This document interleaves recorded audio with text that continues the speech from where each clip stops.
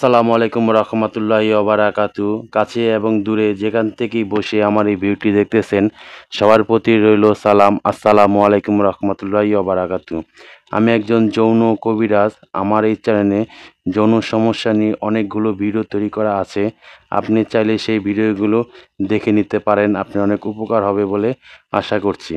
তবে আজকে জানবো দুধের সাথে খেজুর মিশিয়ে খেলে কি হয়, যৌনশক্তি বৃদ্ধির জন্য, যৌন অক্ষমতা দূর করার জন্য দুধ এবং খেজুর খেলে কি উপকার হয় সেই বিষয়টাই নিয়েই পুরো ভিডিও জুড়ে আলোচনা করব। তাই ধৈর্য ধরে ভিডিওটি দেখার অনুরোধ রইল।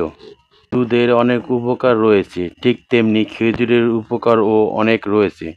স্বাভাবিকভাবে গরম দুধের সাথে খেজুর খেলে অনেক উপকার রয়েছে। রাতে ঘুমানোর আগে 1 কাপ দুধ ও 8 পিস খেজুর প্রতিদিন খান। কোষ্ঠকাঠিন্য দূর হবে, দৃষ্টিশক্তি ভালো থাকবে, ত্বকের উজ্জ্বলতা বাড়বে, ঠান্ডা ও সর্দি লাগবে না।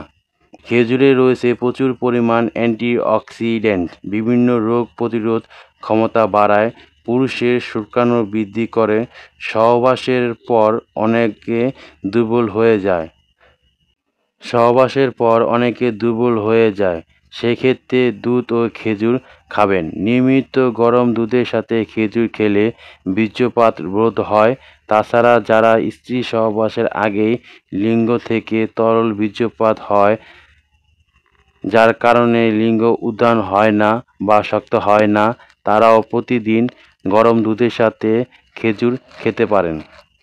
দুধ ও খেজুর একসাথে মিক্স করে কিভাবে যৌনশক্তি বৃদ্ধির জন্য হালুয়া তৈরি করবেন তা এখন খুবই সহজভাবে বলে দেব।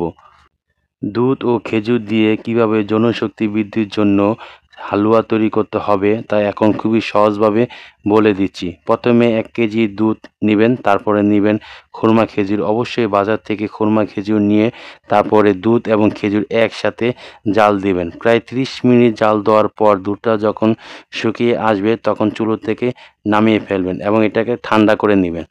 তারপর একটি কাচের বোতলে এই উপাদানগুলো নেবেন। তারপরে যদি আপনি স্বাদের জন্য এখানে মধু দিতে পারেন অথবা রসুন দিতে পারেন। তা দিলে হয় কি, তা আরও বেশি উপকার পাবেন।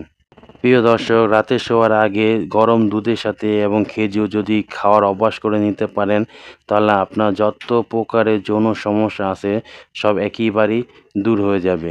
আর ভিডিওটি ভালো লেগে থাকলে চ্যানেলটিকে সাবস্ক্রাইব করে ভিডিওকে লাইক করে দিবেন এবং আপনার বন্ধু-বান্ধবকে শেয়ার করে জানিয়ে দিবেন। সবাই ভালো থাকবেন, সুস্থ থাকবেন। আসসালামু আলাইকুম রহমতুল্লাহি ওয়া বারাকাতুহু।